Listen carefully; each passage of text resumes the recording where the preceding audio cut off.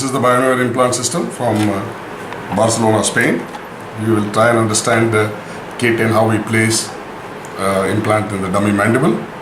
So to start with the kit, we have what is called a LANKA drill, also called as an initial perforation drill.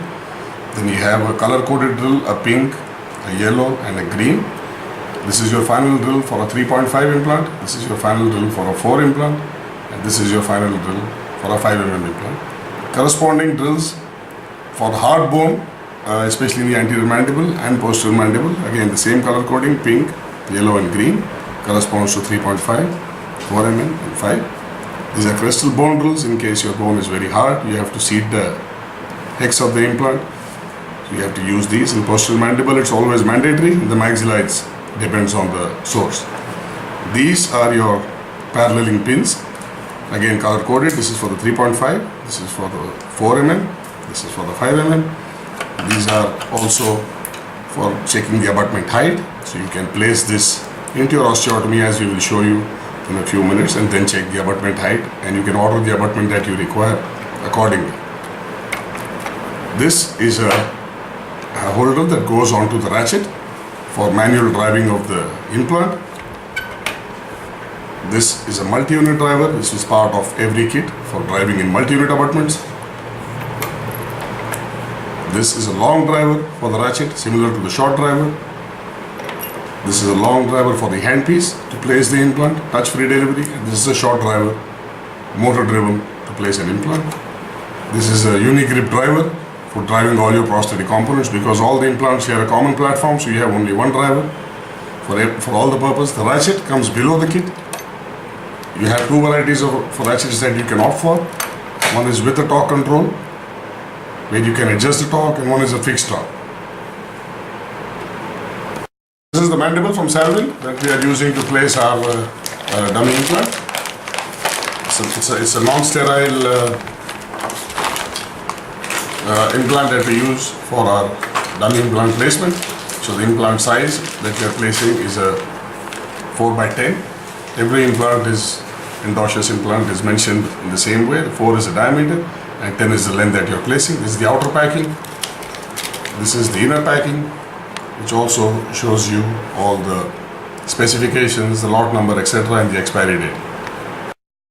We remove the inner vial very carefully so that you do not touch it to any other component. The implant driver, either short or long, as depending on the anatomical situation, is used. It goes on to the handpiece. The implant cover is very gently opened. And then this is how the implant goes and locks onto your non-triangle handpiece. This is a no-touch delivery. LANKA drill, also called a pilot drill. We are going in at 1200 RPM. The LANKA drill, also a pilot drill or an initial perforation drill, which goes in at 1200 RPM. We are placing an implant of 4x10 in the lower molar region. So it should be one pumping motion. That is the job of the first drill, also called an initial perforation drill.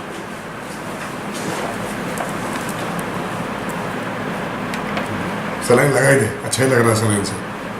तो tissue का box ले आओ.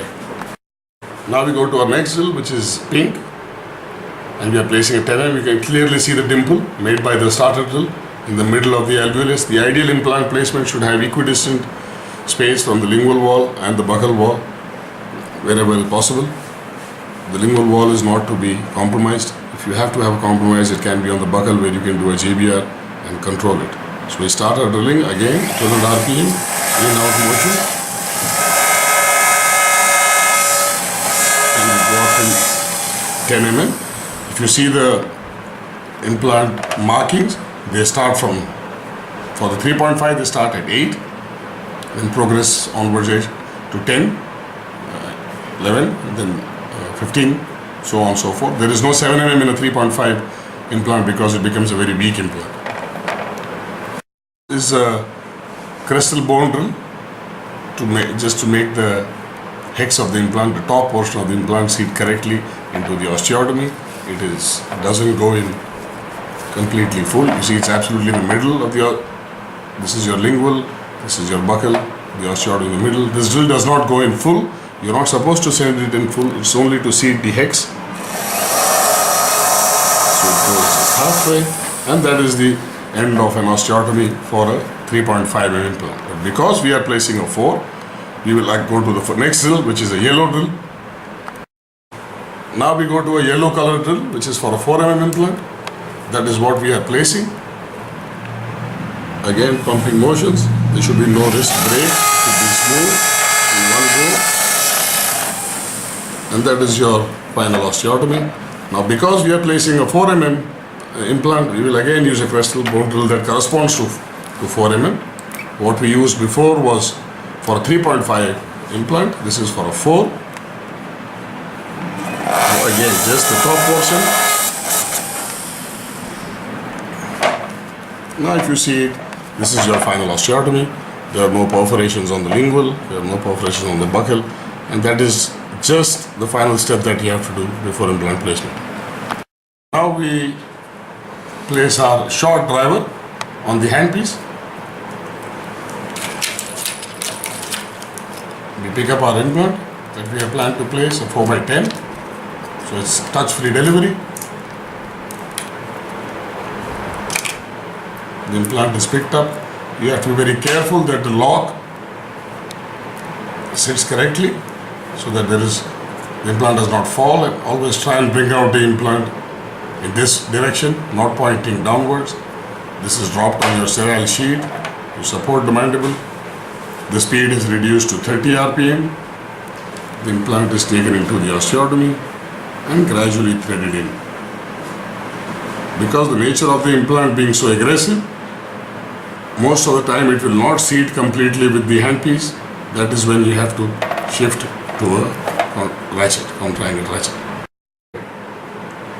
This is a torque control ratchet which has a direction pointer towards in and out. So when you are driving the implant in, this side should be facing you.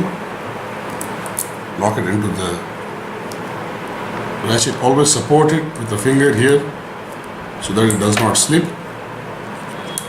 And you drive your implant in with very slow turns, so there is no excess pressure on bone, there is no chance of necrosis. And because of the implant design being conical, we try and place it just a slight bit subcrestal. We don't want it to go too subcrestal, so you can always check it with the radiogram. So it's placed subcrestal, so we are sure that to counter our bone loss, we can place it subcrestal maybe by 1 mm maybe at the most, not more than that. If you have to bring an implant out, you place the outside facing you and go a couple of turns reverse, which is sometimes a good way to release extra pressure on your implant osteotomy. So after the implant has been placed correctly, this is the cover screw which is packed on the top part of each implant. This is the unigate driver with which it is supposed to be picked up. This is the correct way to pick up a screw so it does not fall. Even if it does, you try and do this step over a sterile sheet so it does not fall on the ground. This is the cover screw. You can see it's conical in design. Always take it from the side of the osteotomy and place it very gently. Ideally, you should place a lubricant at this between this step. You can use any gel form so that on second stage there is no problem of cold weld. And this is your final implant placement. So if you look at it crestally, the cover screw is flush or maybe just a wee bit below the osteotomy. That is subcrestal placement of the implant. That completes your stage 1 surgery. So this completes our stage 1 surgery. After a period of 3 months, the integration is complete. The flap is raised, the cover screw is removed and exchanged with a healing collar.